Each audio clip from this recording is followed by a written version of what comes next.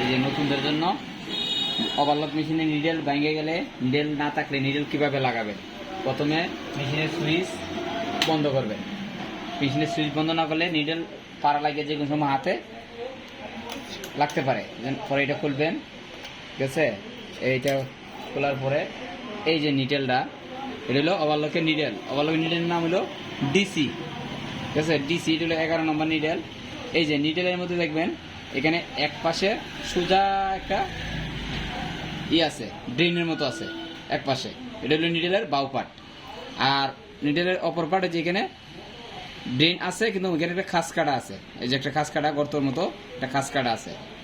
এই খাস কাটাটা আপনার আপনার পিছনে দিকে থাকবে। এই যে এইভাবে সোজা যে ড্রেনটা আছে, এই যে নিডেলের যে সোজা ড্রেনটা আছে, এটা থাকবে আপনার দিক, ঠিক আছে। এই যে আপনার দিক সামনের দিক থাকবে।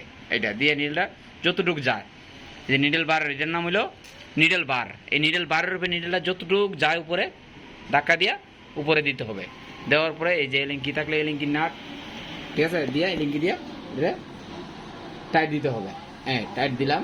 টাইট দেওয়ার পরে এই সুতাটা সুন্দর করে কেটে এটার ভিতরে এই দিতে হবে, নিডেলের ভিতরে দিয়ে তারপরে এই সুতাগুলারে, সবগুলো সুতাগুলার এই ফিডের নিচে, এই ফিড, এর নাম হলো ফিট।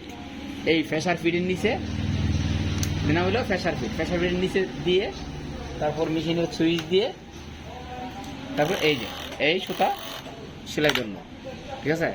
তাহলে আমরা কি বুঝলাম যে নিডেলটা কিভাবে লাগানো লাগবে, আমরা আজকে এটা শিখলাম।